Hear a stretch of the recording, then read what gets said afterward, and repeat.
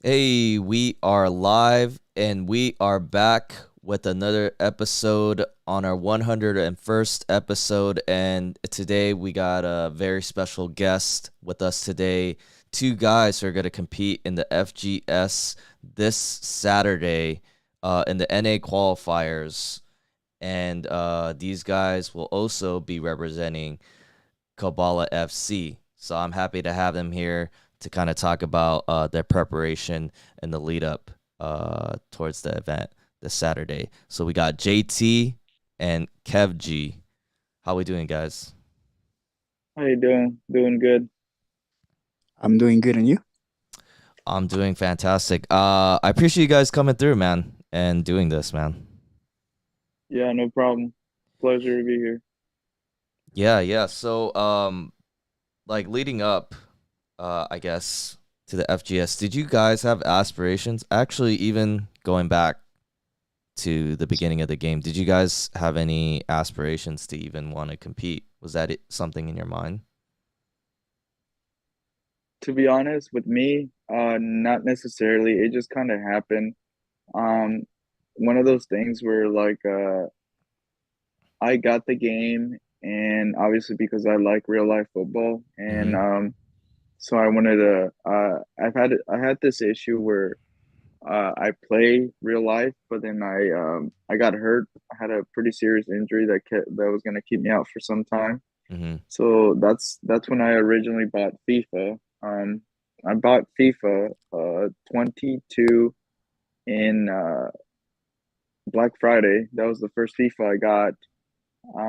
I don't think I necessarily was the best, but like I understood the game well enough to where I kind of adjusted and started becoming better, just by watching people, watching videos, watching certain pros on Twitch, etc. Yeah. And then once 2023 came out, I actually pre-ordered it this time to get all the incentives that came with it, like the free FIFA points, the extra picks and all that. So I ended up doing that, Mm-hmm. and I got the game for that time just because I knew I was gonna be playing real life footy for a while. So I just like, you know what, like, at least do what I would love to do virtually, and that's how I, started getting into it, started playing more, having more time to explore the game, seeing how it works. Obviously, in the beginning, I still had a lot to learn, and I had no intention of really making it or whatever or playing competitive I until I talked to a few friends that do play competitive, and they told me to, hey, you're not a bad player. You definitely can play up there. You should try to sign up and see if you make it. And that's how I initially got introduced to FGS. I ended up signing up um, through the guidance of an individual that kind of like told me how to do it, and Yeah. I just kind of went from there. And um, that's how I initially started. But like I really had no inspirations to like say like, oh, I'm gonna make it and I'm gonna just go crazy. It just kind of happened, one of those things. Sure. Yeah. Yeah. Ah, that's very interesting, and I know you told me a little bit more off the record, and it's kind of crazy the leap that you made to get to this point. It was a pretty like humongous leap, right? Yeah, I mean, I necessarily don't see it as that yet Okay. because I still feel like there's definitely a lot more better people out there that understand the Hmm. mechanics of the game Yeah. more than I do. They just, sometimes there's people that just to them it comes like naturally, Hmm. and like for me, I feel like it does to an extent, but like at the same time, there's still a lot about the game that I don't understand. And one of my biggest flaws, I would say right now, is my location of where I play from. Um, Being a little bit further away from servers makes it a little bit more challenging to adjust versus somebody who who lives a lot closer to the servers than I do. I That's my biggest flaw. I feel like I just can't adjust to those changes whenever we all been in those situations where we feel like we're stuck in the mud or we can't do anything regarding to our gameplay. Hmm. I just have a very hard time adjusting to that, and I watch other people go through it that play professional or at least play at a higher level, and they seem to have been able to adjust to that change better than I. So that's one thing that I really want to work on until the opportunity presents itself to where like maybe if I do end up moving, not necessarily for FIFA, but like I do plan on moving. Me and my girl do plan on moving here soon, closer to the city. They offer better internet services, so I assume I could upgrade and potentially uh make things on my end better, if that Sure. makes sense. Sure. Yeah. Yeah. And before I let Kev let you answer your part, we got people in the chat. Alex, Adam, hope you guys are doing well. Appreciate you guys coming through. They do ask how come you guys don't have the face cam. And I also did realize since you guys are on the phone, I believe you can show your face if you wanted to, right? Yeah, I guess that's fair to say, but I've had a rough night. We stayed up playing clubs, not necessarily got myself up and going. I had my coffee. I was actually playing with Adam Silver Stars at at noon. I see. So Okay. Okay. Got it. Got it. I'll let these guys not have their face cam on. I know for some of you guys, it's a bit of a disappointment, but we'll let these guys slide. Cap. Alex's cap. No, it's all good. It's all good. Kev, so eh, what about you, man? Did you have any aspirations? Did you have any thoughts that you wanted to compete in the FGS this year? To be honest, I kind of did because it all started when it was like 2022. Mm-hmm. I played this swimmer, this professional player, and I matched him on a draft. Yeah. So I found him and I was like, okay, you know what? I'm going to follow him on Twitch. Yeah. I gave him a follow, and he was like, "You're really good at the game." He's like, "You don't compete," and I was like, "No, I don't. I only play for fun." So then I got Who's that the proposal. guy, if you don't mind me asking? He was called I believe the Mascara Gamer. He Okay, doesn't stream anymore. He retired from streaming, I see. but yeah, he was the one who told me like who inspired me basically to make a Twitch account and Mm-hmm. start streaming. Mm-hmm. So Yeah. then it was last year. I had the chance to compete for the LAFC tournament that they had, Right. and that year it was where I went where I got all the way to the semifinal, and I was like, I could really do it, Yeah. And this was So their amateur cup, right? The no, LAFC. it was the first cup ever. Oh, I see. Got it. So then that day that time I got top four. So then I was like, okay, maybe I have potential because my friends uh I will always beat them, so they'll be like, okay, yeah, you should like try to compete. Mm-hmm. So it was until last year where Jay Rich started doing the tournaments and I started playing against like pros, understanding the game better, Mm-hmm. and I was like, maybe I do have the potential to go more far. Sure. And it to be was fair, I think that's where I initially saw Kevin in one of those tournaments, and we actually played Mm-hmm. against each other. Right. Right. I believe. Did we play Kevin? I don't really remember. It was a long time ago, not gonna lie. But I think I played you because your name seemed really familiar. Mm. Do you know what the so But result was? I'm pretty sure I beat him 2-1. yeah, Okay. I'm not sure. Maybe he did beat me because last year I wasn't as It was for 22. I For did sure. have a Yeah. better team than I Yeah. had a better team, and the mechanics were like much different than what they are now. Sure. Right. Right. yeah. So then it was. till those days, I was like, okay, I'm playing against pros that play better than me, and I'm beating them, so maybe I should try to compete next year. Mm-hmm. So then it was like to last last like the last season, I saw I had like almost 900 skill rating by that time, and I was like, maybe I should try to compete next year. So Mm-hmm. then there was this one time where I got into the amateur cup, Mm-hmm. and I got all the way to the final, and sadly I lost to one. Mm-hmm.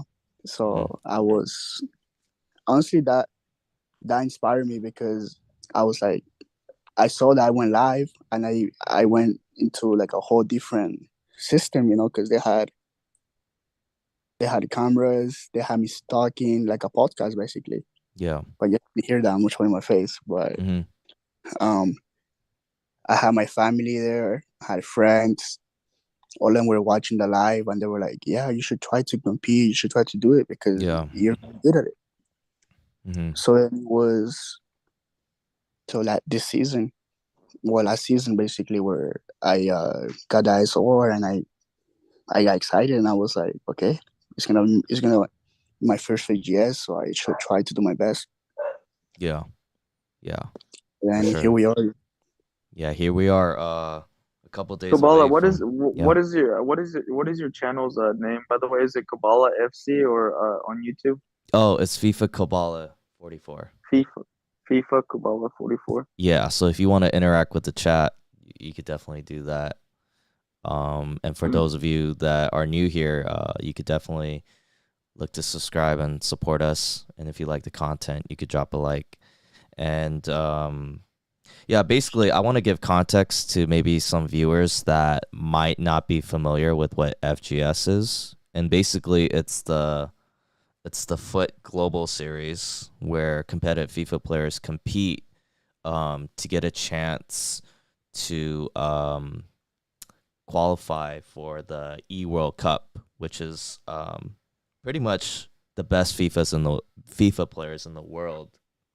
Uh, they come together and they compete for like the biggest prize of, and also the title of the best FIFA player.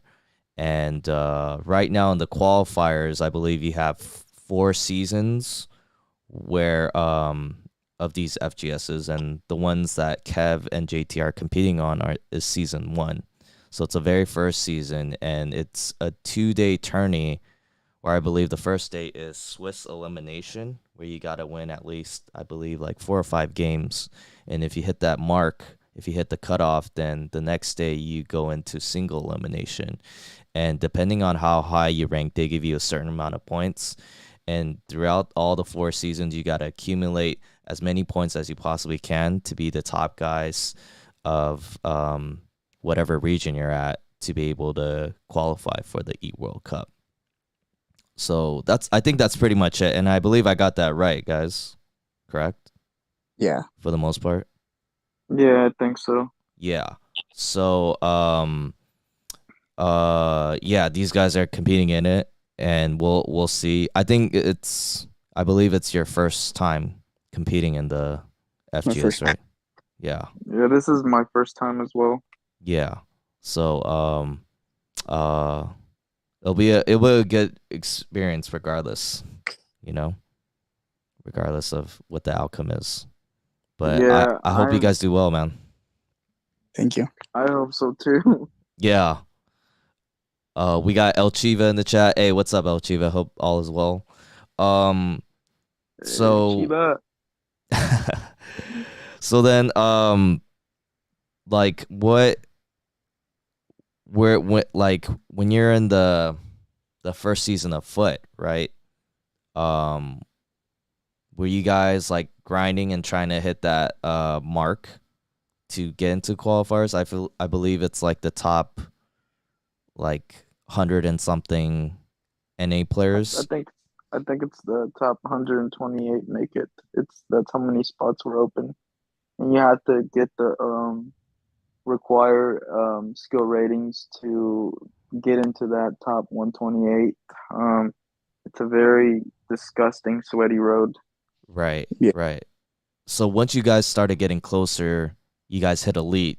Um, that qualifier cutoff mark was within reach, and that's something you guys were pursuing, right? Well, once I got there, I just started playing, and I was just kind of going as it is. Part of the re okay, so I was already I was already almost to elite on the account that I was using, right? So I had Mm-hmm. an account. I made a new account because of these so-called, new account better luck type of beliefs. I'm not necessarily sure how accurate it is or if it's just placebo, Mm-hmm. but so I have my account. So the account that I have is my old account from last year, Yeah. but um, so I was grinding on my new one, and I was almost to elite. And then I believe it was during that week where do you remember when they dropped that Inform Mbappe, Mm-hmm. the 92 Yeah. one? Yeah. So I was playing on Gambit, which is my was my RTG. No money spent on that account whatsoever. Yeah. Not one dime. So I played weekend league. I secure rank three, and well, it was rank three or rank four, one of the two.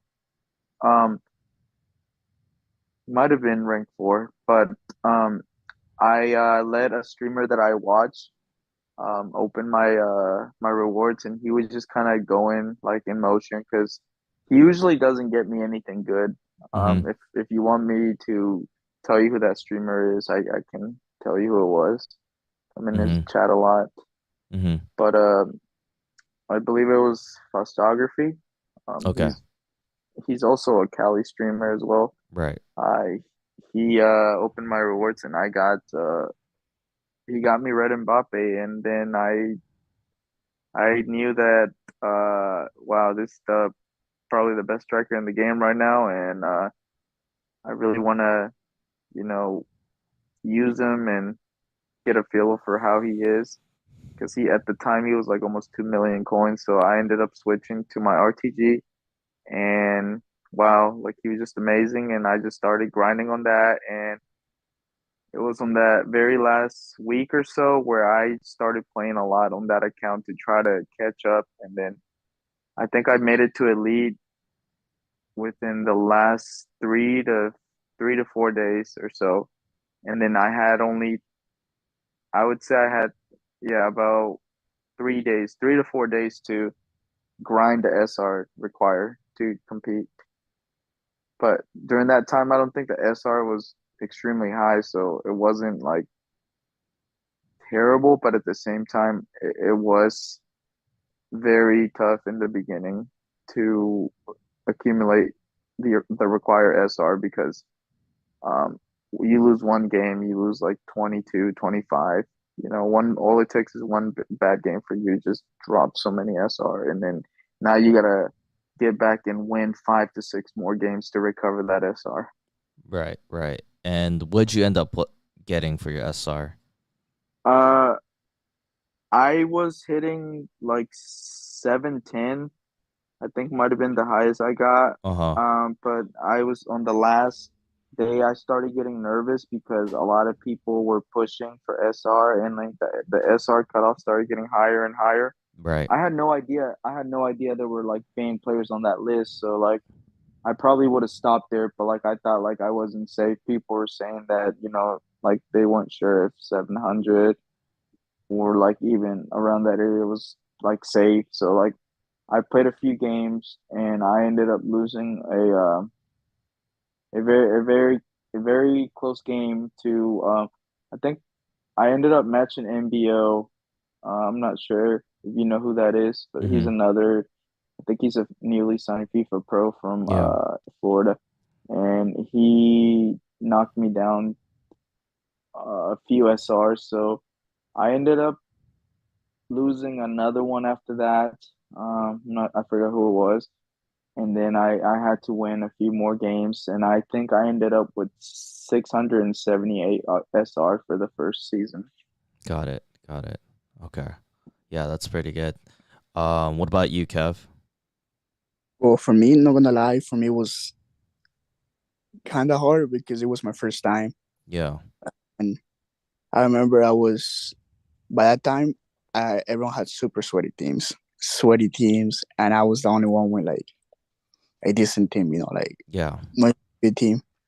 So then it was just one time where I was like, I don't know how to grind this over because I don't have a good striker. So that's when I got Haaland, and by Mm-hmm. that time it was Lenti. So basically Haaland was overpowered.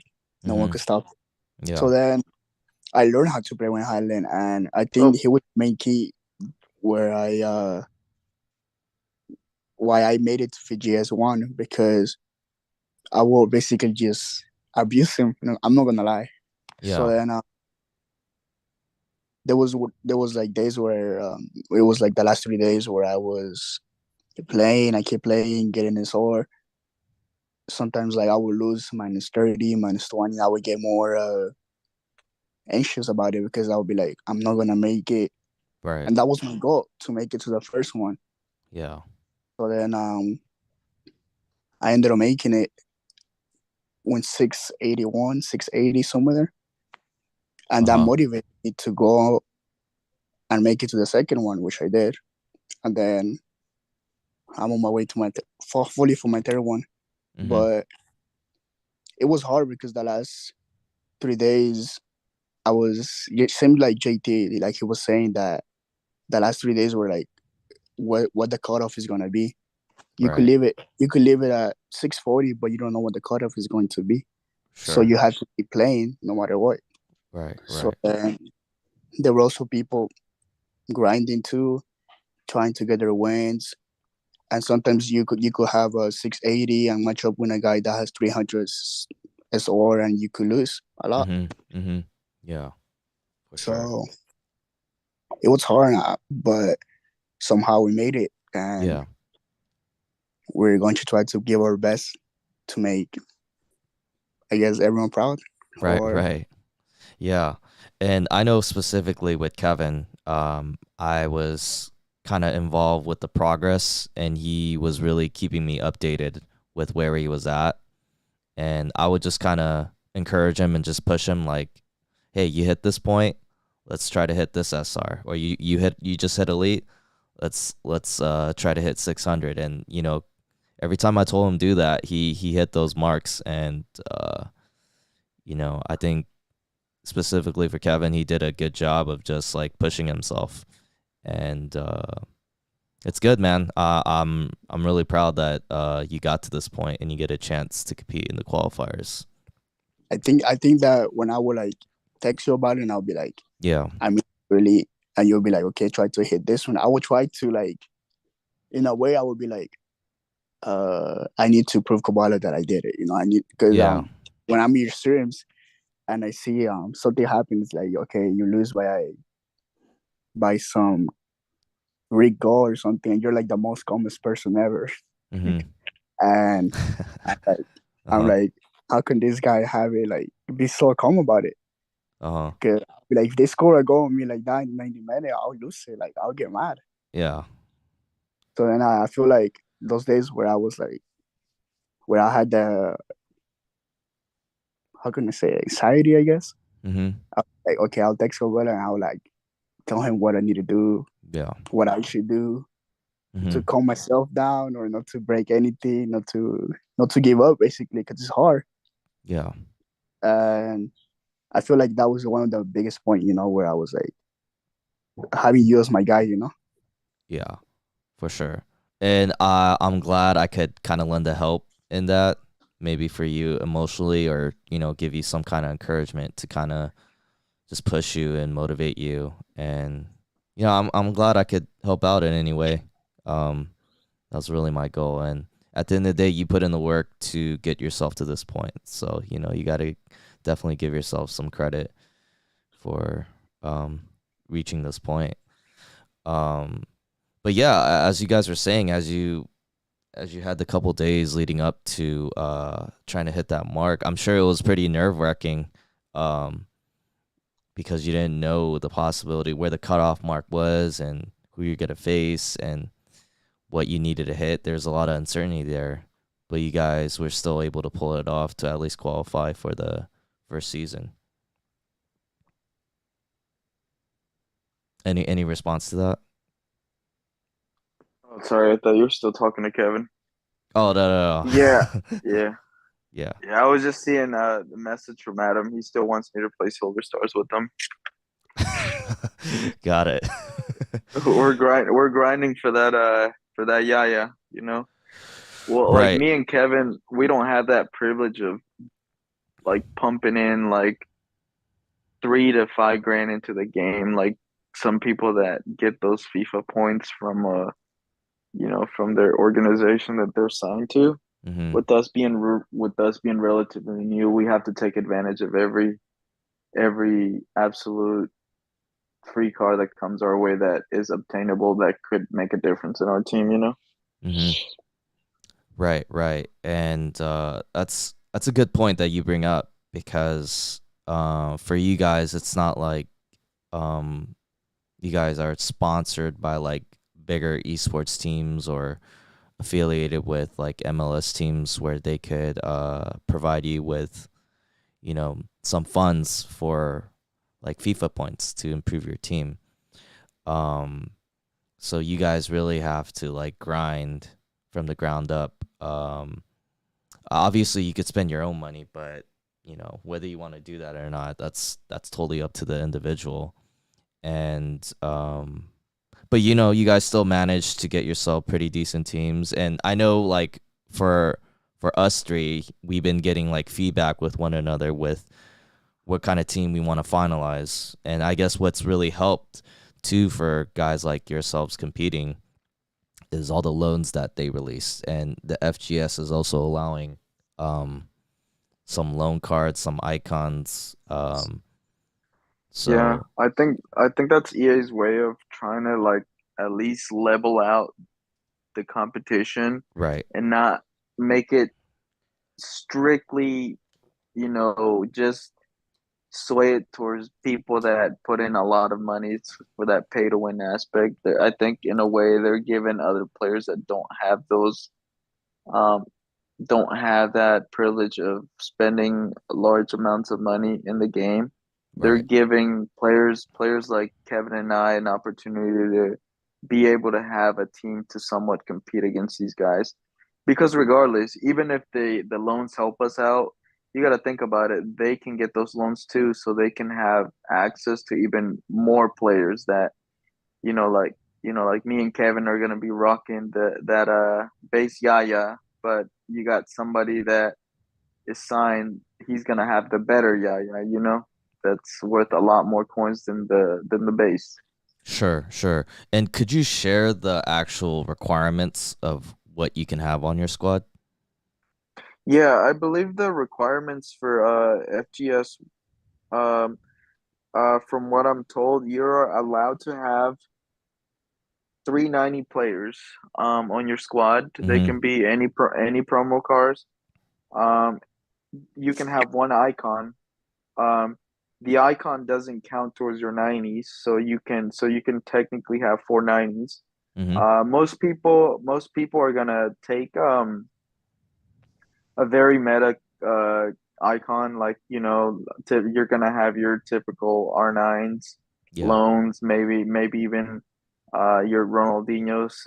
I myself missed out on that R9 loan, and I'm very disappointed that I did because that car is very, very meta in the game if you know how to use them. But so you have that you can use any players that aren't higher than 89. So I believe you can have like any promo cards that are just under 89 stats. They could be informed, whatever promo card you want. Mm-hmm. But those are pretty much the requirements for it. Just 390s, and then that doesn't include the icon, one icon. Or your keeper actually can be a regular keeper under 89, or you can also have an icon keeper, which a lot of the players that are going to be able to afford that icon keeper, they're most likely going to get a keeper that's an icon to link their team or I know Van de Sar is a very popular keeper because he's very good. He's one of the best keepers in the game. Mm-hmm. He's like 500K coins, I believe. Yeah. Yeah. Uh, but yeah, those are pretty much the requirements for FGS, like as far as having a squad. Right. And Alex also mentioned in the chat that about Prime Pele, and you also mentioned it too, JT, about they just released Oh, was it a loan, oh, right? oh, I was celebrating this morning. I was celebrating. I was I was so happy. I was like, my prayers have been answering. Dude, I kid you not. Yesterday, I was in somebody's stream weeping about how I can't believe how I got this. You know, I missed out on this R9. Everyone's gonna have him except me. I was like, man, I'm gonna get cooked. Like I was like, literally, the only player that can save me is like if somehow like a Pele or something comes out. Yeah. Like I kid you not. I said this yesterday. I was weeping in someone's chat, and then today we get a Pele SBC, and I was like, there's no shot. Mm-hmm. And I'm just like, man, I'm jumping with excitement. Like, in my opinion, even if I had R9, I would have took Pele over R9. He just Mm-hmm. fits more. He fits more my style of play. Yeah. Yeah. For sure. And we have Clevin in the chat. What's up, Clevin? Hey, good to see you here, man. And so uh Kev, what about you? Since Pele came out, are you gonna look to use him or are you just gonna stick with the R9? I feel like I'm going to stick with R9 because Okay. that's just R9 is R9, you know. Right. And I've been using him most of the time already. And to use a new player, I'm going Yeah. to have to whole team up, Sure. and it'll Right. be hard, you know, because I mean it's already Wednesday and it starts Saturday, and just still a few things I need to fix on my team still. I still need to play next week in league, and I still get more coins and see what I pack and upgrade my defense because I feel like that's the weakest part of my team. Mm-hmm. But I was talking to one of the pro players, and I was like, "Well, I need to upgrade this and this." And Signs, he said that not everyone's going to play all sweaty like they are rivals or champs, you know. Mm-hmm.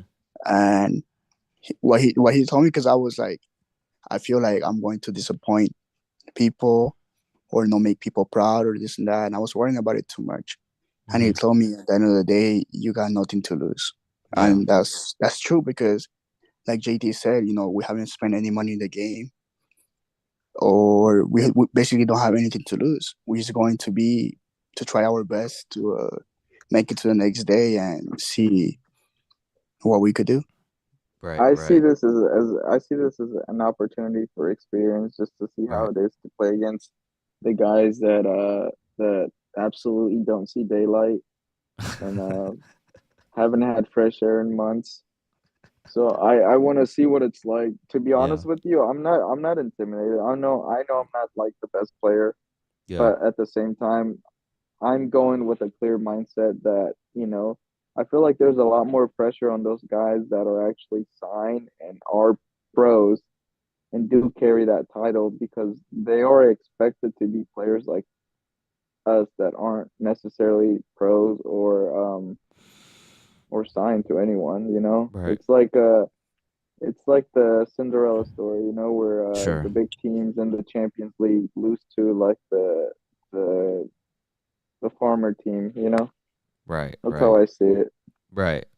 Yeah, and I feel like that's kind of the right mindset to have as first time competitors. It's like you guys said, you guys don't really have anything to lose and everything to gain.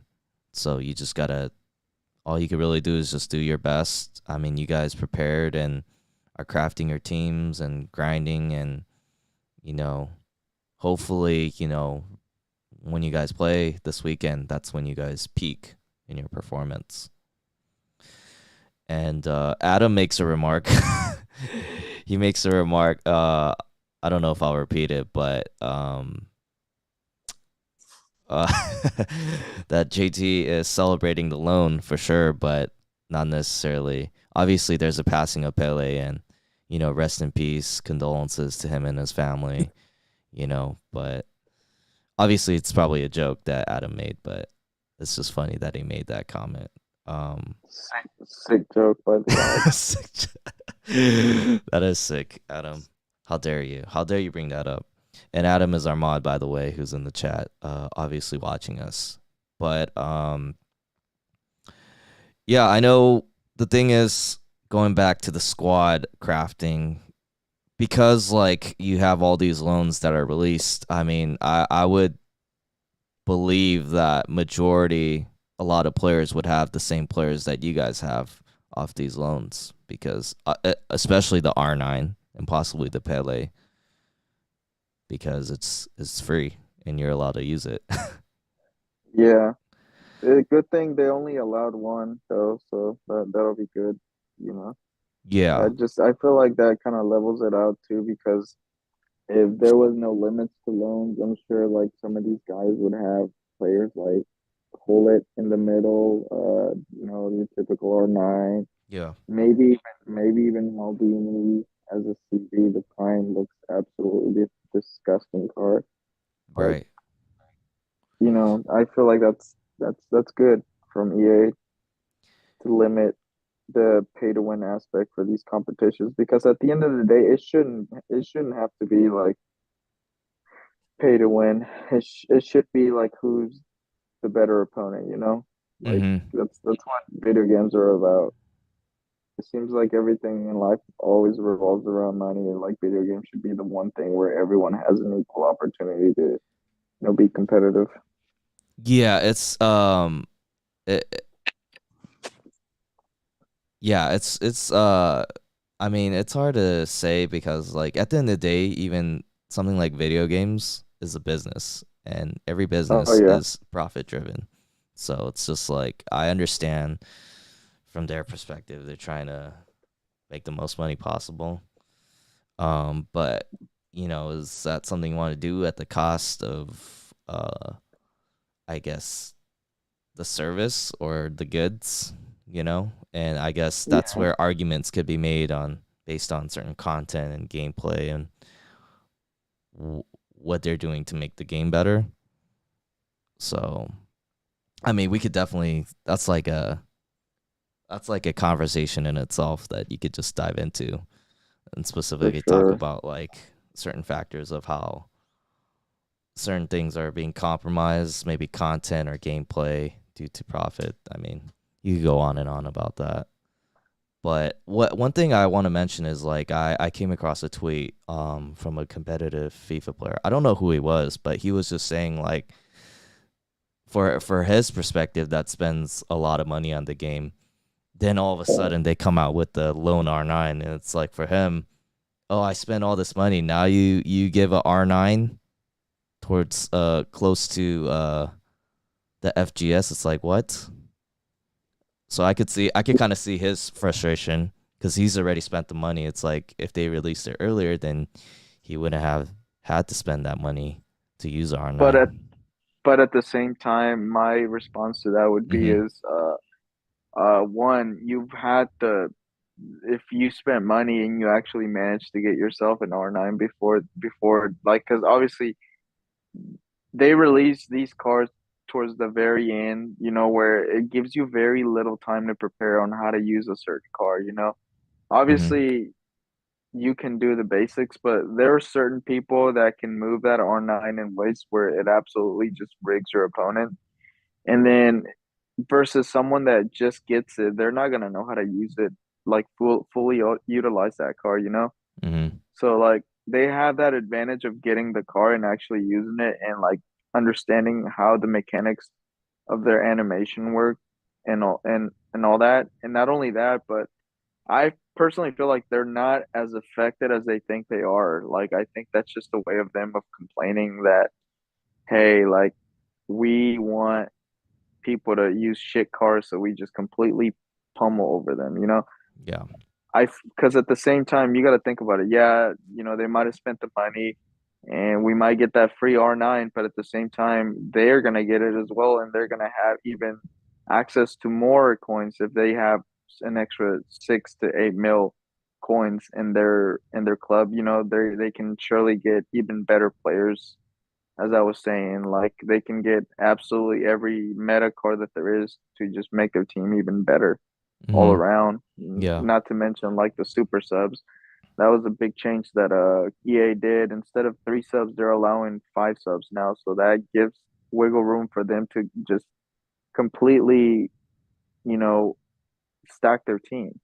So it's Hmm. not necessarily a loss for them as well. Like they get the Sure. benefit from it as well. It's not just us. Yeah. Sure. Sure. And that's a good point. Adam was saying that you could. They say you could use anybody, but it all has to be first stone. I'm not really sure what you mean by that. Yeah, I don't think it matters. Like you Yeah. can have bot players or whatever. Yeah. I don't think there's a limit on loans as well either. I see. Got it.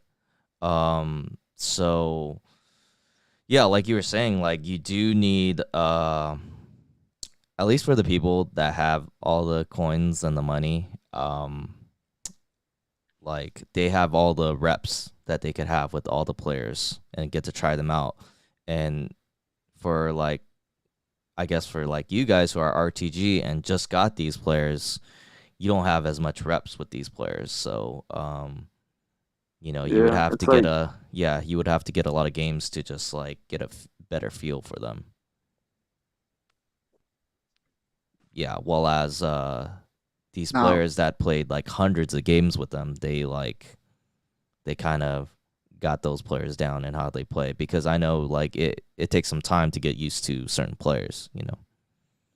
now I have a yeah, question. for sure. Bob. You got a question for me? Yeah. Uh, as for you, how did you feel after you hit elite? Because I know you were grinding for a long time, and I know you were like grinding every day for the last Mhm. week, stressing. So how did it feel for you to like hit elite? Like finally, like after you were trying for a while. I felt like a sense of relief, really. I was like grinding pretty hard just to hit elite because I really just wanted the competitive tab. And I know I registered for the FGS, but I had no aspirations to compete. I don't even think I'm good enough to compete, to be honest. But I just wanted the comp tab. I don't To know be why honest, that was. I don't know why that was such a motivating factor, but that that's I what yeah, I I that's feel what like that's a flex. yeah, it's a flex. Yeah, true, true. Pretty that's much a what I used flex. to say before. What was that, Kev? That's what I used to say before. Like, oh, I'm not a good player. This and that. And I don't even think I'm the best, to be honest. I used to play. I mean, I used to play to basically like improve myself, like you said. Sometimes in the weekend leagues before last year, I would like get 14 wins, and now I Hmm. basically go rank one almost every week. And you have always told me, you gotta improve yourself no matter what. Yeah, yeah. And I feel like, yeah, I feel like that's my mindset. Yeah, for sure, definitely. And before I respond, Kevin, Adam in the chat says he's saying to limit the pay to win. The restriction could be you could use anybody, but it has to be first stone. Um, yeah, I mean that'll definitely limit it, but I don't know if that's something EA would do. Because Yeah, it that would lose them. defeats It the would purpose. lose them a lot of money. Yeah, yeah, exactly. I wish it could be like that. It would make a whole difference. Yeah, Yeah. then it's all based on pack luck. Or I mean, like you could still spend a lot of money on it, but everything has to be derived from what you pack and Oh yeah, for SBCs. sure. Yeah, But yeah. to be honest with you, that's like literally going to a slot machine and trying to hit like a jackpot. That's how it is with like when you spend money and then just do these like gamble packs. Mhm. The weight pack on them are like absolutely horrible. Mhm. I feel like that's one thing that I don't want to say. Like I really hope it's not like manipulated. Like, but there are certain days where when a promo drops where you see people, big streamers like Castro, Bateson, and run the market, spend hundreds of dollars just to get like very little promo cards or just not even any. Like they Mm-hmm. spend like I don't know. I'm still like in shock that people can spend like anywhere between $500 to $1,000 every other week on a game that basically a cycle's barely a year, and then afterward it just restarts itself. Like I just have a hard time grasping that. But at the same time, I'm not like wanting to talk down on those people because at the end of the day, it's their money and they can do whatever they want with their money. But in my opinion, like I feel like there's better ways to spend money. Like sure, if you're a big content creator, you probably get that money back. But as a casual, I just don't see the benefit of giving a lot of money to a product that needs a lot of improvement and work, you know? For sure, and I totally agree with you. Um, I just yeah, I just unless you're a cat or a content creator or a competitive FIFA player, like everybody else, I don't think you should spend money on the game. I just don't think it's worth it. But again, to each their own. For the content creators and competitive players, it's like an investment. They'll get a return on their investment, the money that they Oh yeah, put for in, sure. right? And these guys do content creating for a living, so it's like it makes sense for them to do it. Um, and then I actually also want to go back. Oh, actually, Adam brought up run the foot market doesn't spend money. Yeah, it's because there are people out there that know how to trade, understand the market, and just flip coins, and that's actually a good way to get a lot of coins and make a really nice team. Um, Well, he doesn't spend as much money as the big ones, but he has. sure. I've seen I Okay. especially during the beginning of the year, Okay. he Okay. drops a fairly large amount of FIFA points. Oh, I see. But Got it. everyone pretty much does at the beginning, Mm-hmm. because we want that edge. But at the Sure. end of the day, just look at all the stuff that at least EA has been releasing throughout the World Cup promos and Mm-hmm. these winter one. They're giving people an opportunity that just get the game to be able to catch up quick, you know? Right. Right. And yeah, I mean, there is a way where you could not spend money and trade, but trading in itself is very time consuming, and you do have to give up a lot of time to uh, be able to make some coins in that way, and you really have to like always be looking at the transfer market to understand the trends and all that. So you have to be committed if you definitely want to uh, go that route and make yourself a nice team. Um, I For also, yeah, yeah. Um, I also wanted to respond to Kevin. He mentioned that, yeah, you do have to. It's kind of like a mindset for you to want to get better and just really set yourself goals. And he asked me about hitting elite. Well, it is like a flex for me, but for me, like I've also gotten a little better over the years. I don't even think I'm that good like if I compare myself to like competitive players, but for me, that's like I don't really have aspirations to compete at that level. I am a casual, and I really just like streaming and creating content. So if anything, that's the route I would rather go as opposed to competing. Which is why I don't.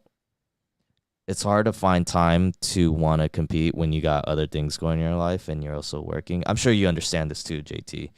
And yeah, yeah, Yeah. it's like you really have to be intentional with getting better. Because I know like the tools, and I know I've been coached before too, and people have gave me like a lot of good tips in improving, but it's just a matter of setting aside time to actually do those things and to get better. And some of those things are like yeah. watching pros, watching your own gameplay, maybe even taking notes on what you need to fix, what you need to improve on, and also work on your strengths. Maybe going into the arena and working on ball, uh, like skill moves and all that, understanding tactics. Obviously, I have that knowledge to do those things, but I know I don't have the time, and I'm not intentional about getting better to that point. Like I do want to get better, but I know if I want to make that leap, that's the time I gotta put in. But you got to manage all the things outside of FIFA, and I don't know if I want to commit to that. But I would say for like someone like you, Kev, I encouraged you because I thought you were really good, and you're also very young. So you Yeah. had Yeah. more of a potential than me because I'm older now, and I don't know if I really have the reflexes. Like you got to be like very fast with like your controller input to the game and just be quick with it. And I'm not gifted like that. You know what I mean? But Kev, like I you mean, have potential. That's why I encouraged you. And I saw you making the improvements, and I know you connect with a lot of competitive FIFA players, and you definitely are competitive, and you have a certain amount of drive. So yeah, that's I'm why I definitely. always pushed you. Yeah. I have always been taught, like from my old coaches before, Mm-hmm. to always have the mentality of always winning no matter what. Right. And I believe there was uh this one game where I had a final and we were down 1-0. So I we got a corner last minute, and we scored in the 90 minute. And ever since that game, I was like 13, 14. I feel like ever since that game I became really competitive, and Yeah. when I'm in, you always gotta win, but sometimes, like, even if you lose, you still gotta take as a lesson, to Sure. improve, and you always learn something new. No, that's a great point. And I feel like for all of us too, I know JT also has a football soccer background as well, and he's competed. I as well, I played high school basketball at a varsity level. I also coached at a college level for basketball. Um, and so I know the aspects of competition and kind of the lessons that you draw from it and what it takes to improve at a craft. And I know for me, even growing up, like whenever I play basketball, the only reason I got better because I did drills on my own. Like I remember watching like drill videos of like dribbling and shooting and all that. I was I had a hoop in my like driveway and I would just work on my game. And that's where I made the biggest improvements is just working on my game. And also like understanding tactics. Like we talk about FIFA tactics and formations and all that. I'm sure it's the same for real life soccer. But even in Yeah. basketball, there's like tactics that you need to know. You need to raise your IQ and start thinking, why do you make certain plays at this specific time? Right? And you got to break it Yeah. down, and then you understand how the game is played, and then that's when you understand the game more, that's when things start flowing for you. Yeah, that is true. One thing I will have to say Yeah. though, like when it comes to video games though, like even though Mm-hmm. like a much younger individual might have that certain aspects of just like reflexes or something, Sure. I think the game is made in a way that even if, for example, if you have fast reflexes or whatever, I feel like as far as for video games, in my opinion, I feel like there is no age limit, you know? There's people out there Mm, that are a lot older that are still like do some crazy things with the game and like sure. they can't improve. So I would have to disagree with you, Kabal. I feel like Okay. even though you feel like you are kind of a little bit old, I feel like you still can make those improvements. It's Mm-hmm. just a matter of like finding what works for you, what you're comfortable with, and at the end of the day, try to have fun. Right, right, right. Like that's how I see it. The moment you start taking it like serious, like to the point where like obviously it tilts you, like that's when you seem to like lose your composure and you're more prone to make more mistakes and all that. Right, right. So at the same time, I feel like it is kind of like a mental aspect as well. But Mm-hmm. as far as with video games, even though yes, your reflexes might come down at as the older you get, the game is made to where it compensates for that because you know, we all been in that situation where when the game feels like absolute garbage, even if you have reflexes, the game doesn't react to when you tell it to react. Like Sure. we're all familiar with that term of button delay or Right. input delay. Mm-hmm. So even with those fast um reflexes, they mean nothing if your gameplay is garbage. Mm-hmm. Right, right. Yeah, and you're right in the sense that yeah, I could still improve even at the age that I am. I just got to put the time into it. But I know like Yeah, because I'm not that intentional, like uh like I know that's why I'm at the level I'm at. Like I would say I'm pretty realistic with where I'm at, and I know if I want to be better, I could get better. You're right. I could improve, but I just got to like kind of be disciplined and pretty intentional about it. Um but for me, I guess like there isn't really a huge motivating factor to want to get better, to put like yeah, set aside that amount of time to do that, because it's not like for me I'm competing. Like I guess for you guys there's more incentive to do that, you know what I mean? for sure. Yeah. Yeah.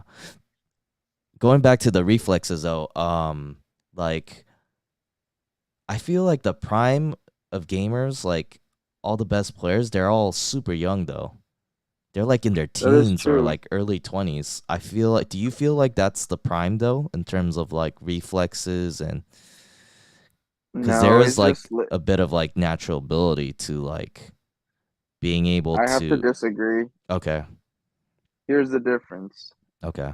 A Somebody between the ages of 15 to 20-year old to a 20-year old through 20 years old doesn't have the same has a lot more free time than somebody who is in their 20 through 30 years of age. Does that make sense? Mm-hmm. Because a 15-year old is gonna have a lot more time to like sharpen his skills, do all the extra stuff to get better, do the go to the practice arena, play more games, get more games under his belt, because they just don't, they might not have the responsibilities that somebody like you and I or whoever else uh is playing the game have. I'm sure you got your stuff to do throughout the day that kind of limits the amount of time you can spend on the game. Mm-hmm. So I feel like in a way, essentially somebody who's younger, yes, they could be potentially more gifted, but at the same time, it's not necessarily just strictly on that. I feel like it's just because they have more time to be on the game more. Right. There is that factor where maybe older people, they don't have that time as some kids do. So yeah, I do agree with that. I just feel like there are some pros out there that have been doing it for years and years, right? But then you have a kid Yeah. like Anders Vergang, who we know who represents Leipzig, Hmm. right? And he's a kid, but he's already beating all these guys that have played for years on FIFA. You know what I mean? And he's just a kid. He's only like what, 16? Like Yeah, 16 or obviously there is a 17. factor of natural ability and for Yeah, just that, just as there is with any other thing in life, what right, as far as like sports, even exactly. IQ and all that. Sure. Like they could like maybe for him like Andres, he just has a natural gifting of picking up like game mechanics or FIFA mechanics, and he kind of has those reflexes down. Well, it's not only that, but the kid lives in a server too, so that actually helps him a lot. Okay, yeah, there's that factor too, obviously with servers and all that. But still, it's like for him to be that good so young, it's like it's pretty crazy. Like there's kids out, they're like teens and they're already competing Yeah. against the best, and it's just like I guess you would say, maybe they're just like the outliers, but it's just But you don't see that often as somebody like that kid. He is very good. He's mhm. very talented, but like, it's not like you see every 15-year-old like that. Sure, That's sure. he might just be a freak of nature when it comes to that game. Mhm. But he does understand the mechanics very well. Right, right. I guess when you look at the landscape of esports, right? It hasn't been around that long. And the thing is, right now, I personally see it like the prime is like the teens to the early 20s, and that's all I see it.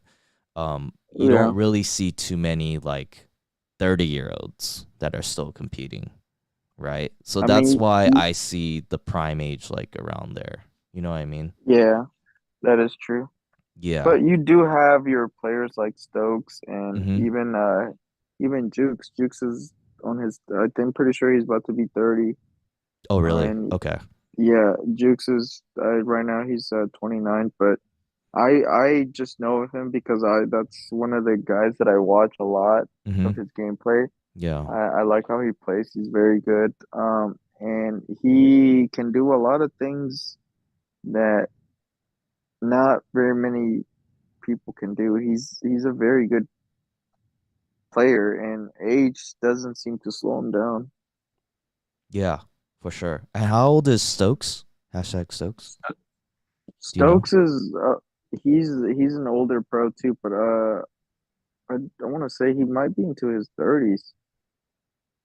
I Got want it. to let Oh, me wow. actually look that up. So he's actually another big pro that's older. Obviously it's rare to see players like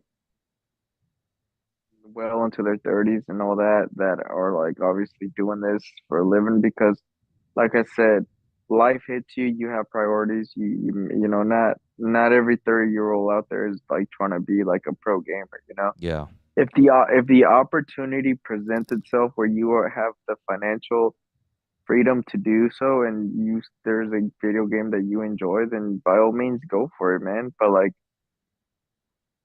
at the same time, as you get older, life hits you. Some have kids, others have jobs.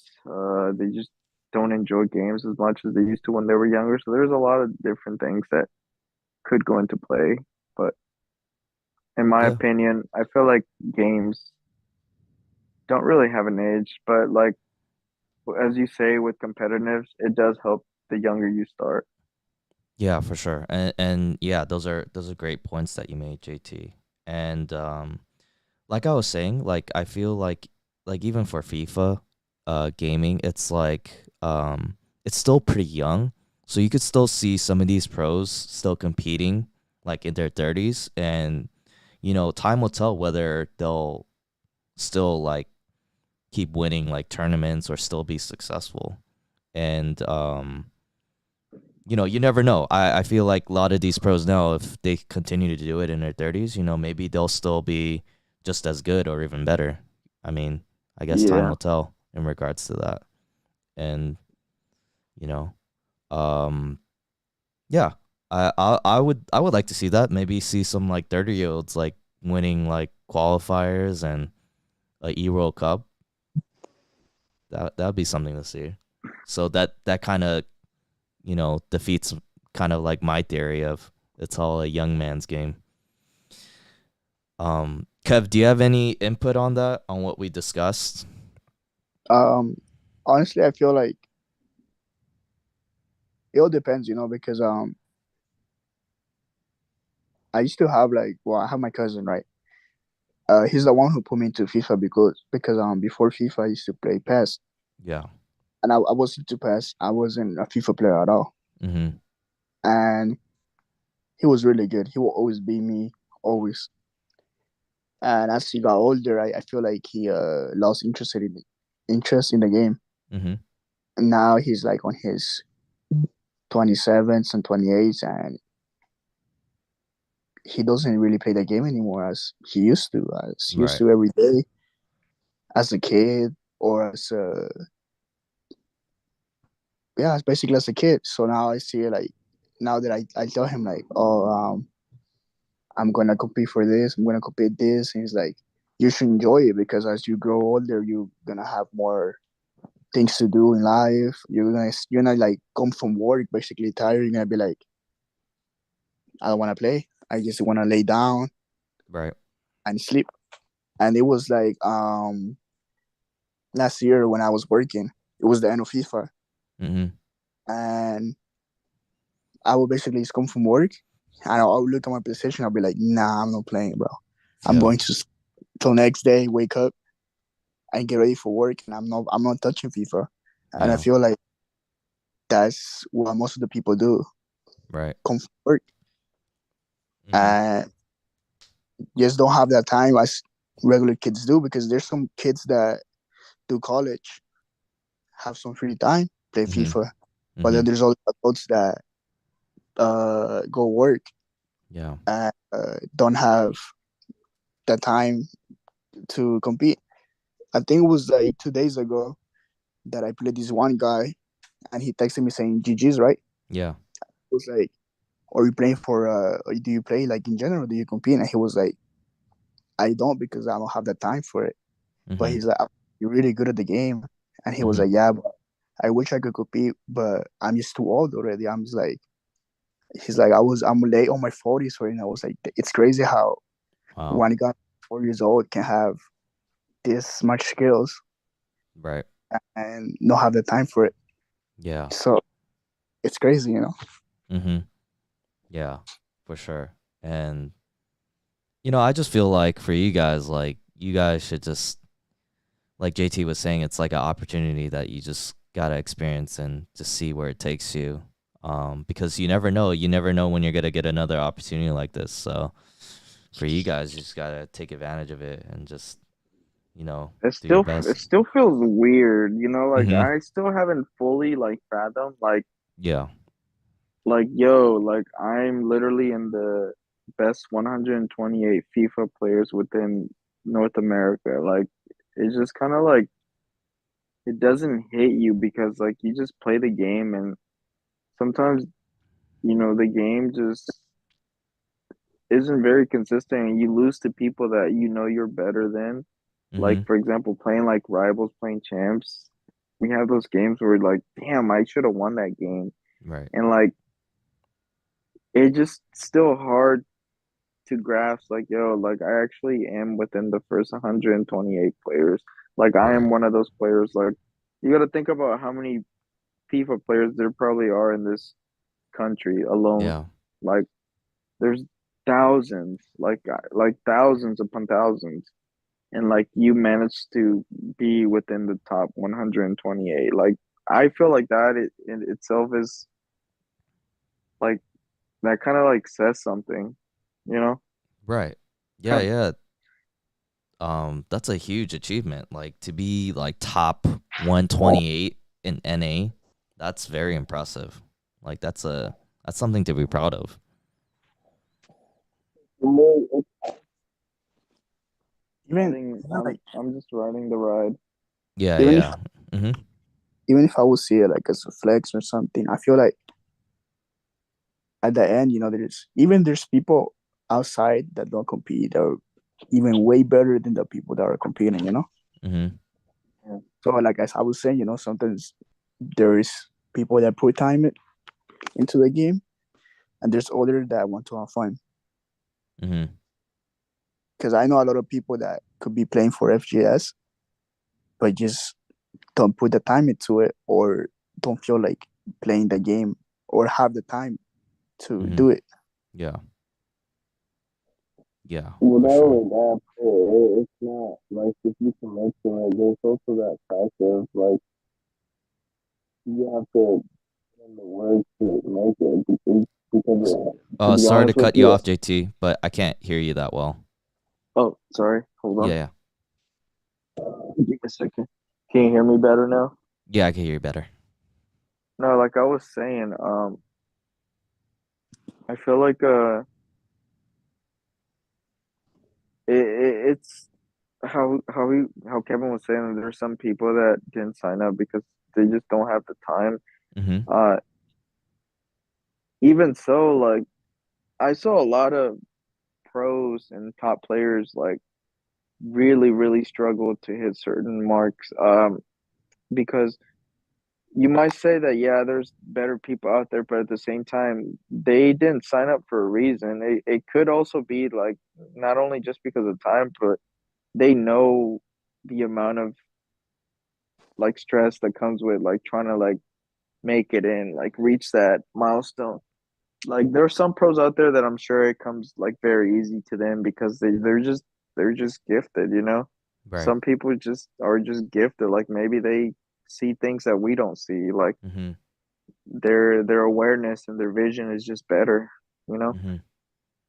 But obviously there could be better players out there, but like at the same time, if you didn't sign up, you can't really like you can't count them in. The same goes for any professional sport, you know, like people could say there's a lot of really good professional basketball players, football players, soccer players out there, but they just they didn't want to go pro just because they didn't have time. Like Sure. realistically, Yeah, sure. if I mean, yeah, go ahead.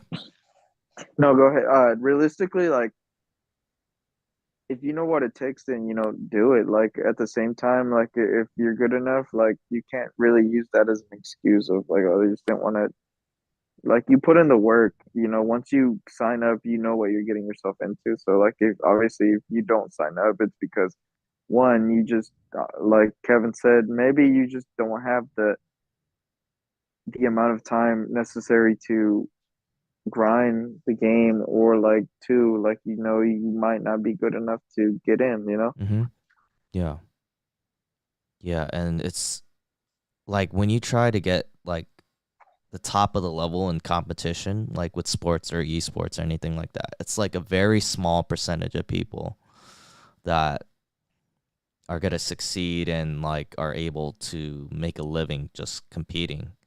So Yeah. just to hit that, just to get to that level is like it's like very hard and it requires a huge commitment, a lot of time and energy and a lot of sacrifice to get there. So I guess that follows up with another question, and we could probably end with this: is like, what do you see like competitive FIFA players? What can they do like when they're kind of at this point, qualifying, and if they want to continue to compete? What are some things that they could do maybe to, I guess, stay competing or even make a living off doing this? And is it even possible for many people to make a living just by competing in FIFA? Uh, uh Kevin, do you want to answer first, or do you want me to go? I'll say that if you really like something, you should go for it. Because you could see streamers like Castro, Bateson. Well, those are the two guys I watch, but I know there's more. Mm-hmm. They basically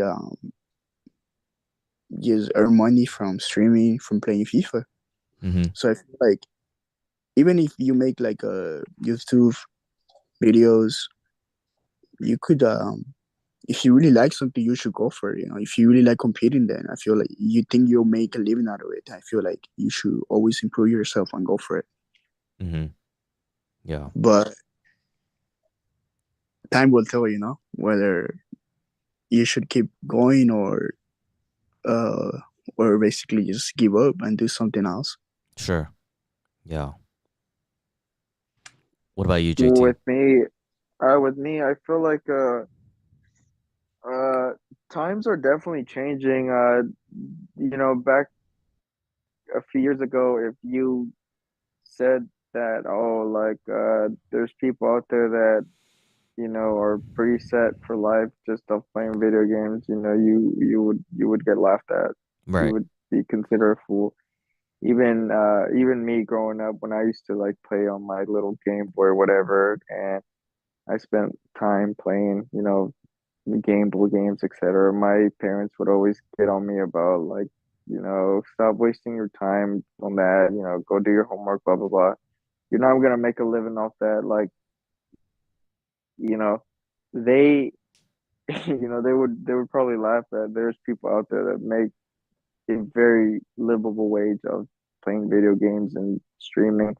But at the same time, as far as playing competitive, I don't necessarily see it as something that you should like strive to be like, oh, I want to like be a pro competitive player, because you got to think about it. The the FIFA scene, as far as esports, it doesn't pay very well unless you're that top guy or you're up there and your name's known. Like, it's very difficult to make a livable wage of playing competitive FIFA, I feel like. I mean, yes, you can do things like other streamers to kind of add more revenue to you, but it takes a lot of effort, a lot of time, and you have to stay consistent through the highs and the lows. Right. So to strictly make it a way of living, I would say is it's a very risky thing to do because Mm-hmm. not everyone makes it. It's a very competitive field. Who doesn't want to make a living from playing video games? Like it's like Yeah. it's every kid's dream, but Mm-hmm. you also have to be realistic with life. Right. Get your priorities straight. You know, have a. It doesn't matter how you make your money. If you have a 9 to 5, or you are an investor, or maybe you're just some kid that just inherited some great fortune, and like it's always nice to have some type of passive income your way to allow you to do the things that you love to do. So by all means, if you can make competitive gaming and streaming a way of an extra income, then shit, why not?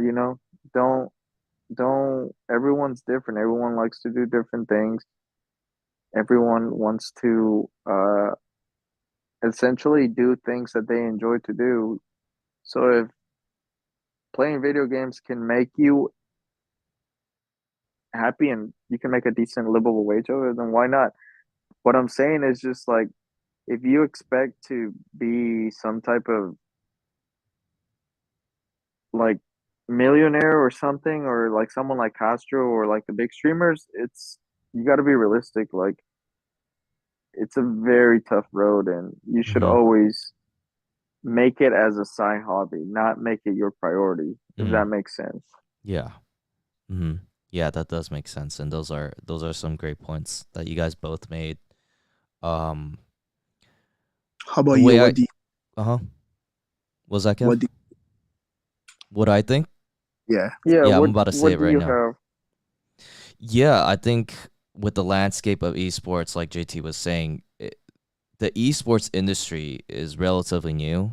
So the way to make money through games was not there early on, especially like maybe like 15, 20 years ago when I was playing games like you said, the Game Boy or like PS2. Much competitive there wasn't much of a competitive scene. But now it's like what, like $1 billion industry now, and everybody's into Yeah, gaming, everybody's into streaming. So there's new opportunities there for sure to, make money while doing this. Um, but I guess if we're talking specifically with FIFA, it is pretty difficult. I only see a couple routes where you could go where you could really monetize. You definitely should be a streamer. Um, I mean, if you're really good at the game and if you stream, like people will definitely come to you if you're good, you know, and like you could definitely make off or of or content creating. or entertaining. Yeah, or entertaining, right? So good, entertaining, or you could have both, right? Um, but what I'm just trying to say is like, that's one way you could go. You definitely should stream, and make YouTube videos, make shorts, and try to develop a following there. And also, competing, TikTok. competing in tournaments, right? Um, I don't know how many like local tournaments are there in like NA. I'm sure there's a lot, and you could just compete for like cash prizes and all that, and that's like one another way you can make money. Obviously, sponsorships, trying to get affiliated with brands and MLS Sign. teams, right? Signed by esports teams. Um, uh, so all those ways work. Um, and I feel like that's pretty much it. Those are like all the Yeah. avenues where you At, could, at the yeah, at the same time, you can almost like in a way brand yourself to be known out there. You know, the more people know you or who you are and what you do, if you're good at it, obviously, then why not? For example, take like Castro. I've seen that man in Super Bowl commercials. I've seen him do all crazy types of sponsorship. You know, he's living his best life right now. right, I'm not saying it's not possible, but I'm just saying you have to be realistic as far as ways to make money with this. You have to be open. You can't, like, a pro player doesn't make as much money as a content creator anymore. You know, content creators have more availability to bring in more revenue than pro players because it seems like as far as for me in my eyes, more people are more people are like into pack openings and content sharing that there is watching a pro play, you know? right, right. No, that's true. And that's why you do see a lot of pro players, especially really good ones. They create content as well, and they do stream, so they do like a little bit of everything. They also compete. So if you're gonna go that route, you should, and you're really good at the game, you should try to do all these things, and really also, like you said, really put yourself out there and try to network with people, network with companies and brands, and just try to find good opportunities where you could get money being partnered with certain brands or certain companies. And also, I like to mention that you could also coach people too. I know pros that do Oh lessons yeah, and they get paid. Yeah, I know there's that trading their route. scores and all that stuff. Right, exactly. So um, there are some routes you could go with this, and it is possible. So um, you know, Um, and if that's something you want to pursue, it's like kind of like you guys were saying, there's a certain amount of commitment you gotta put into it and a lot of hard work. So, um, but I think we could close it here, man. It's been like an hour and a half that we did this, so Yeah, it's kind of didn't feel like an hour. it didn't, right? Yeah, that's what everybody No, says when they come on here, man. Um, it's but it's just like is there coming out. what was that? This is like just like coming out and hanging out and chatting. Exactly, exactly. And that's what we try to do with these podcasts and just kind of a hangout and just having a good conversation. But is there anything you guys want to say before we head out and call it a Y- episode? I just yeah, thank you for the invite, and it's a pleasure being here. Yeah, yeah, yes, absolutely. for Yeah, sure. JT, I like to anything? say, Yeah. follow your boy Koballa FC. He is on Twitch. He is up next. The man is content, a man of the people. He gives us pro clubs when we want pro clubs. He stays up late when he wants to, when his viewers want him to stay up late. He gives us content. The man is for the people. Follow uh this guy. I appreciate it, JT. The man is speaking facts. I am the man of the people. I do cater to the people. Um but yeah, I mean, I do appreciate it. Yeah, if you do want to support us, I am on twitch.tv/Koballa. Obviously, you could sub to this YouTube, FIFA Koballa 44, if you want to watch more podcasts and just take a look at our shorts that we upload um, from time to time. And also, We're also on Spotify and Apple Podcasts and other podcast platforms if you guys just want to listen to the audio. And for you guys, do you guys have any platforms that you guys want to share before we head out? Uh, I can just share my Twitch. A lot of people know my name on Twitch because I'm literally in almost every pro stream or content creator. I have a Got it. lot of downtime right now, so I What's your do handle? go and What's your Twitch handle? like the my name for it. Mm-hmm. It is JT underscore Amare 425. 425. I'll leave the link in the description below as well, so you guys could check out JT. And what about you, Kev? I'm good. I'm good. What do you mean you're good? I know you have a Twitch and Twitter. Oh, my You guys Twitch. I sure? mean, my Yeah. Twitter is Kevg 0711, and my Twitch is Kevin underscore 0711. Got it. I'll also leave those in the description so you guys could drop him a follow and support him. JT, are you gonna stream your qualifiers? I know Kev is. I can try. No promises. For sure. If anything, I could do just like a share screen if anything comes to it. I see. Maybe you shouldn't do that. If anything, you should just play. Because I don't want it Yeah. to affect your gameplay, you know? Oh yeah. Yeah, Well, depending on how it feels too. Like, I know I played before on game shares. It feels off, but like, not always, but sometimes. If I can somehow manage to get myself some some captures, so I can just stream it to the Discord, I could do that. Okay, for sure. Yeah, don't Either feel way, obligated to. Yeah, yeah, I'll be on the Discord with you guys either way, like just keeping you guys updated and all that. for sure. Um, Yeah, definitely. Um, so yeah, we'll leave the links in the description below so you guys could check him out. And appreciate you guys being here. Thank you, Kane. Thank you, Adam, Richard, Alex. Appreciate you guys coming through. And if you guys could stay a little bit after the live stream, that'd be great. And